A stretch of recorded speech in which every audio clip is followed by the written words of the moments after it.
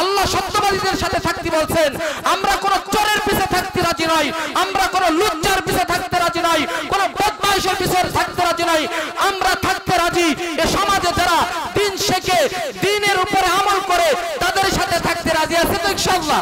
আওয়াজ করে বলেন, রাজি আছেন তো ইনশাআল্লাহ? সত্যবাদী উলামায়ে কিরাম, উলামায়ে কিরামদের সাথে থাকবেন, কখনো উলামায়ে কিরামদের বিরোধিতা করবেন না। এই সমাজে, এই জমিনে যারা উলামায়ে কিরামের বিরোধিতা করছে, তাদের মরণ ফিরাউন, আবু জাহেল, নমরুদের মতন হয়েছে। কথা বলেন ঠিক না বেঠিক? উলামায়ে কিরামের পিছে কেউ লাগবেন না, উলামায়ে কিরামের পিছে যেই লাগবে ওই ধ্বংস হয়ে যাবে। কথা বলেন ঠিক না বেঠিক? আজ হুজুর দেখলে কিছু কিছু মানুষের মুখ চুলকায়, কিছু কিছু মানুষ হুজুরদের বেকার নজরে তাকায়। তাদেরকে বলতে চাই, তোমার নজর সোজা করো, হুজুরদের পিছে আর লাগো না।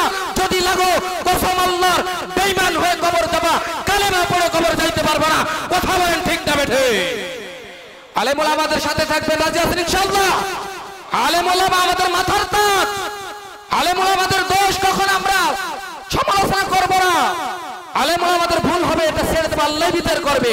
নিজে হাতে আইন তুলে নেবেন না, আলেমদের বিচার আল্লাহ করবে। তারা জেনে ভুল করলে আল্লাহ করবে, আল্লাহর উপর ছাড়বেন। নিজে হাতে আলেমদের বিচার হাতে তুলে নেবেন না, ওই হাত মৃত্যুর আগে লুলা হয়ে যাবে, লুলা হয়ে যাবে, লুলা হয়ে যাবে। কথা বলেন ঠিক না বেঠিক? সম্মানিত উপস্থিতি, সংক্ষিপ্ত আলোচনা, যেহেতু সময় আমার খুবই কম, আমি আপনাদের সম্মুখে একখানা আয়াত তেলাওয়াত করেছি। আয়াতে আল্লাহ রাব্বুল আলামিন বলতেছেন, ইয়া আইয়ুহাল্লাযীনা আমানুত্তাকুল্লাহ ওয়া কুনু মা'আস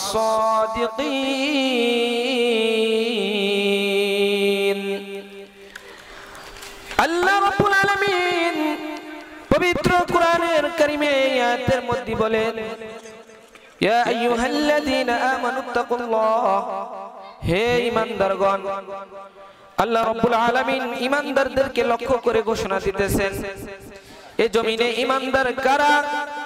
60টি বিষয়ের উপরে ঈমান রাখে যারা, তারা ঈমানদার।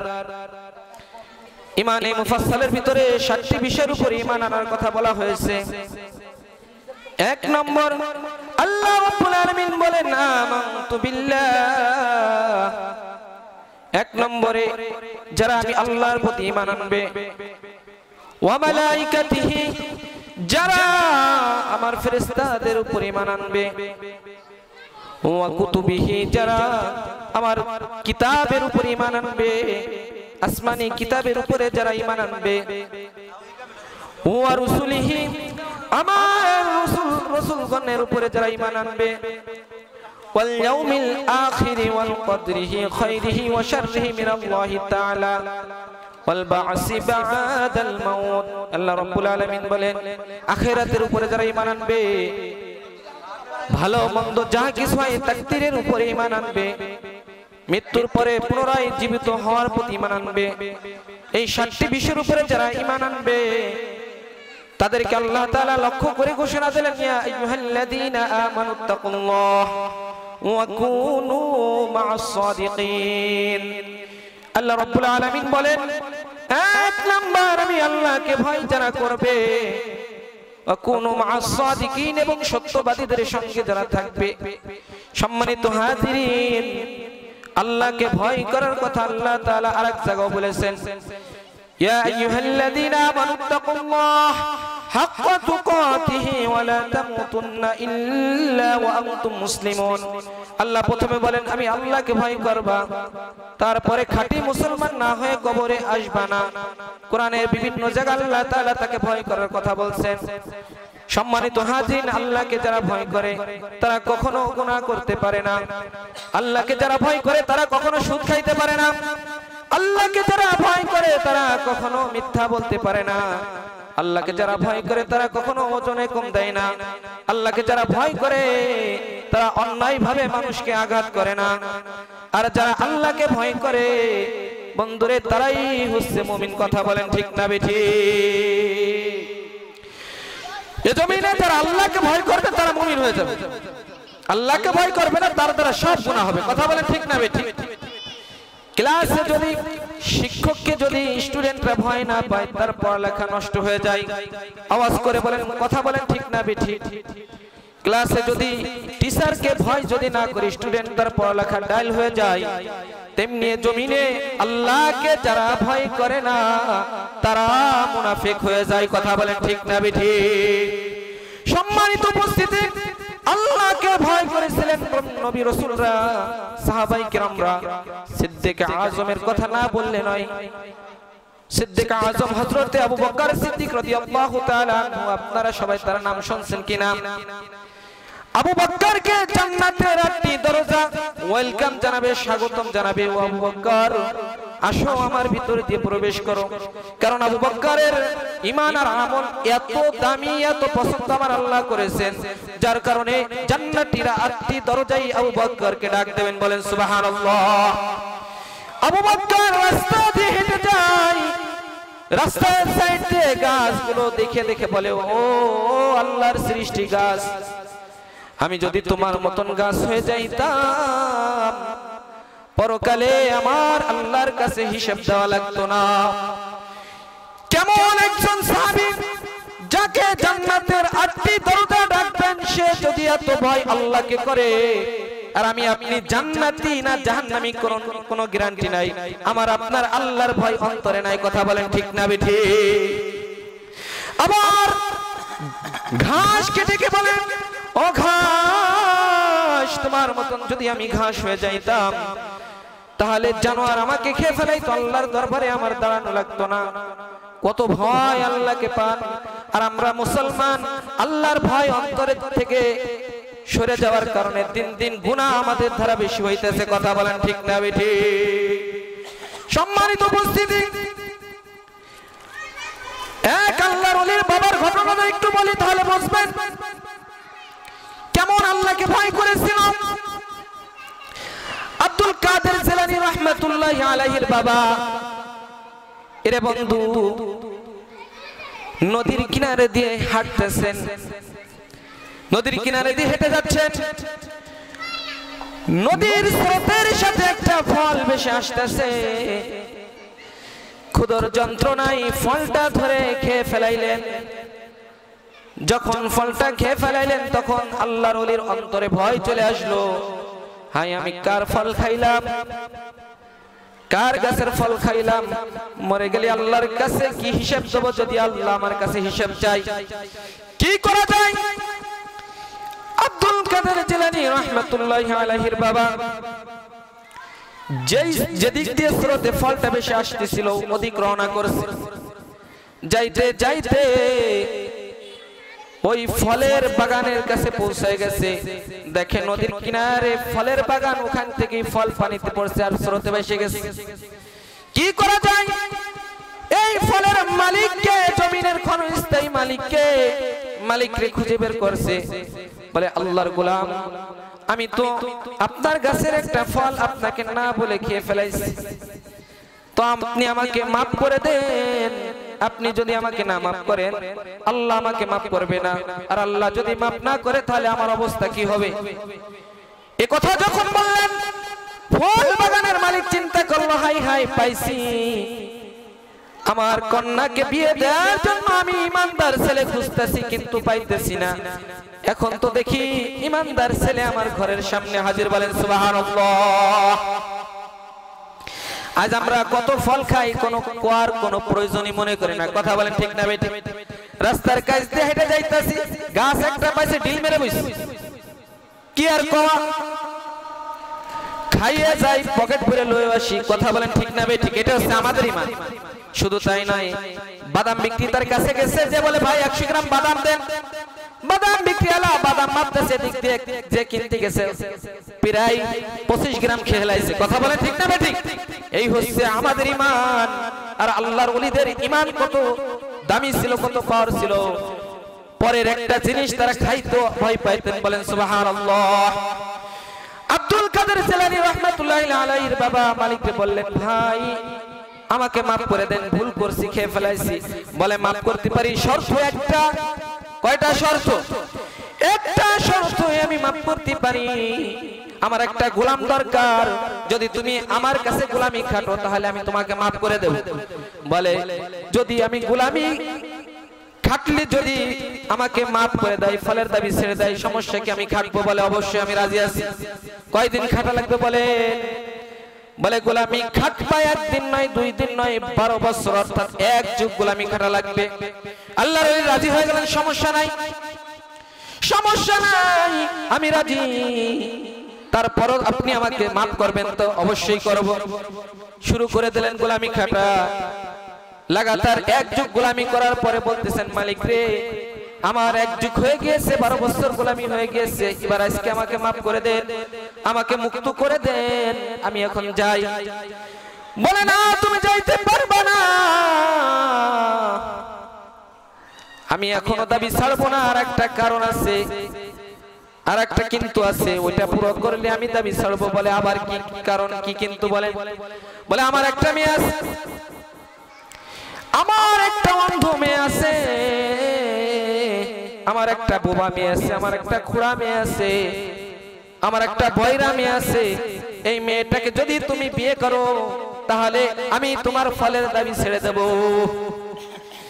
আল্লাহর গোলাম চিন্তা করলেন, সমস্যা কি? করেই ফেলাই। যদি ফলের দাবি ছেড়ে দেয় তাহলে তো আমি তো পরকালে মাপ, সমস্যা কি? রাজি হয়ে গেলেন। বিয়ের অনুষ্ঠান শুরু হয়ে গেল, বিয়ে পড়াইলেন। বাসর ঘরে যখন গেলেন, আব্দুল কাদের জিলানী রাহমাতুল্লাহ আলাইহির বাবা যখন বাসর ঘরে চলে গেলেন, যে দেখতেছে, হাই হাই, শ্বশুর আব্বাজি মেয়ের বর্ণনা যেভাবে দিয়েছে দেখে সবকিছু ব্যতিক্রম।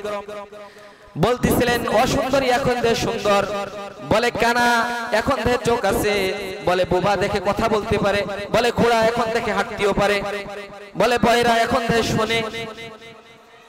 আশ্চর্য হয়ে গেলেন, দৌড় দিয়ে মালিকের কাছে হাজির হয়ে গেলেন। বলে বাবাজি, আপনি না বিয়ের আগে বলছিলেন আপনার মেয়ে কানা, খোড়া, বয়রা, লুলা, কথা বলতে পারে না, অসুন্দর, এখন তো দেখি আপনার প্রত্যেকটি কথাই মিথ্যা। বলে বাজান শোনো, আমি কেন এই কথাগুলো বলেছিলাম, এই কথাগুলো বলার পিছনে আমার কারণ হচ্ছে, আমি একটা দিনদার ছেলে খুঁজতেছিলাম, এতদিন কোন দিনদার ছেলে পাইতেছিলাম না। যখন একটা ফলের জন্য তুমি আমার কাছে মাপ চাওয়ার জন্য আসছো, তখন আমি চিন্তা করলাম, হাই হাই, মনে হয় আমি বুঝি সেই ইমানদার ছেলে পেয়ে গেছি। বলেন সুবহানাল্লাহ। সম্মানিত উপস্থিতি, বলে শোনো, কানা কেন বলছি, আমার এই কন্যা সন্তানটি চোখ দিয়ে কখনো হারাম জিনিস দেখি নাই। বলেন সুবহানাল্লাহ। বয়রা কেন বলছি, আমার মেয়ে কখনো পরপুরুষের কথা এই কান দিয়ে শ্রবণ করি নাই, এই জন্য আমি বয়রা বলছি। আমার মেয়ে ল্যাংড়া কেন বলছি, কোনোদিন হেঁটে না যায় জায়গা যায় নাই। বলেন সুবহানাল্লাহ। আমার মেয়ে কখনো তার এই সুন্দর মুখটি বেগানা পুরুষকে দেখাই নাই, এজন্যই আমি কালা বলছি। এই কারণগুলো, এই হচ্ছে কারণ। আব্দুল কাদের জিলানী রাহমাতুল্লাহি আলাইহির বাবা চিন্তা করলেন, হাই হাই, আমি তো আগে জানতাম না, যাক আমিও একটা দিনদার স্ত্রী পেয়ে গেলাম। সুবহানাল্লাহ। ওই ঘরের থেকে, ওই মায়ের পেট থেকে, ওই বাবার পেট থেকে জন্ম নেয় আব্দুল কাদের জিলানী রাহমাতুল্লাহি আলাইহি। বলেন সুবহানাল্লাহ। যেমন বাপ তেমন পোলা, যেমন মা তেমন পোলা। কথা বলেন ঠিক না বেঠিক?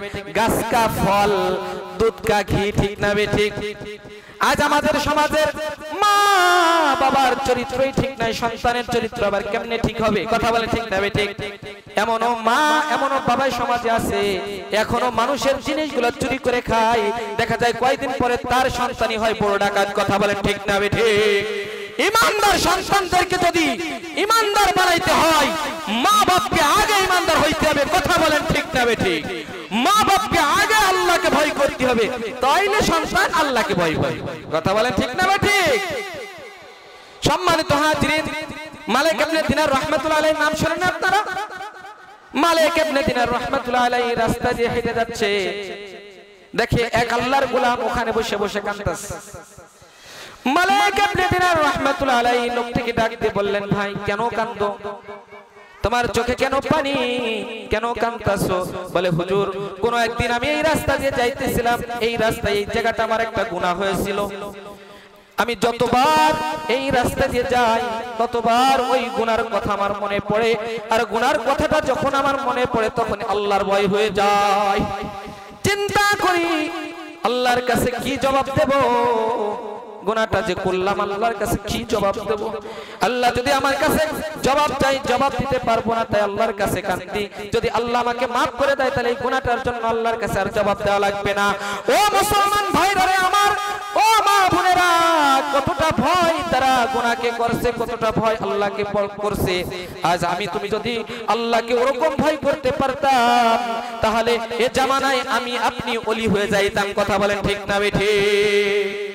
আল্লাহকে ভয় করতে হবে, আল্লাহকে ভয় করতে হবে, আর সত্যবাদীদের সাথে থাকতে হবে। সত্যবাদী ছিলেন নবী রাসূল, এখন সত্যবাদী কারা, কাদের সাথে থাকবেন? আল্লাহ রাসূল বলেন এ সমাজে সত্যবাদী কারা, এ সমাজে উত্তম কারা, কাদের সাথে থাকবা মুসলমান শোনো। আল্লাহ রাসূল হাদিস শরীফের মধ্যে বলেন খায়রুকুম মান তাআল্লামাল কুরআনা ওয়া আল্লামা। রাসূল বলেন তোমাদের মধ্যে সর্বোত্তম ওই ব্যক্তি যারা কোরআন পড়ে এবং কোরআন শেখে, এরাই হচ্ছে বর্তমান সমাজের শ্রেষ্ঠ ব্যক্তি। ঠিক না বেঠিক? এরাই হচ্ছে বর্তমান সমাজের সত্যবাদী। কথা বলেন ঠিক না বেঠিক? আলেম ওলামাদের সাথে থাকতে হবে, রাজি আছেন ইনশাআল্লাহ? আল্লাহ সত্যবাদীদের সাথে থাকতে বলছেন। আমরা কোন চোরের পিছে থাকতে রাজি নই, আমরা কোন লুচ্চার পিছে থাকতে রাজি নই, কোন বদমাইশের পিছে থাকতে রাজি নই। আমরা থাকতে রাজি এ সমাজে যারা দিন শেখে, দ্বীনের উপরে আমল করে, তাদের সাথে থাকতে রাজি আছেন তো ইনশাআল্লাহ? আওয়াজ করে বলেন রাজি আছেন তো ইনশাআল্লাহ? সত্যবাদী উলামায়ে কিরাম, উলামায়ে কিরামদের সাথে থাকবেন, কখনো উলামায়ে কিরামদের বিরোধিতা করবেন না। এই সমাজে এই জমিনে যারাই উলামায়ে কিরামের বিরোধিতা করছে তাদের মরণ ফিরাউন আবু জাহেল নমরুদের মতন হয়েছে। কথা বলেন ঠিক না বেঠিক? উলামায়ে কিরামের পিছে কেউ লাগবেন না, উলামায়ে কিরামের পিছে যেই লাগবে ওই ধ্বংস হয়ে যাবে। কথা বলেন ঠিক না বেঠিক? আজ হুজুর দেখলে কিছু কিছু মানুষের মুখ চুলকায়, কিছু কিছু মানুষ হুজুরদের বেকা নজরে তাকায়। তাদেরকে বলতে চাই তোমার নজর সোজা করো, হুজুরদের পিছে আর লাগো না। যদি লাগো কসম আল্লাহর বেঈমান হয়ে কবর যাবা, কালেমা পড়ে কবর যাইতে পারবে না। কথা বলেন ঠিক না বেঠিক? আলেম ওলামাদের সাথে থাকবেন, রাজি আছেন ইনশাআল্লাহ? আলেম ওলামা আমাদের মাথার তাজ, আলেম ওলামাদের দোষ কখন আমরা সমালোচনা করব না। আলেম ওলামাদের ভুল হবে এটা ছেড়ে দেব, আল্লাহ বিচার করবে। নিজে হাতে আইন তুলে নেবেন না, আলেমদের বিচার আল্লাহ করবে। তারা জেনে ভুল করলে আল্লাহ করবে, আল্লাহর উপর ছাড়বেন। নিজে হাতে আলেমদের বিচার হাতে তুলে নেবেন না, ওই হাত মৃত্যুর আগে লুলা হয়ে যাবে, লুলা হয়ে যাবে, লুলা হয়ে যাবে। কথা বলেন ঠিক না বেঠিক? আল্লাহ তাআলা আমাদেরকে যেই কথাগুলো বললাম এই কথার উপরে আমাদের আমল করার তৌফিক দান করুক। সকলে বলেন আমিন। আওয়াজ করে বলেন মিয়া আমিন। آخر دعوانا الحمد لله رب العالمين وما علينا إلا البلاغ. السلام عليكم ورحمة الله وبركاته.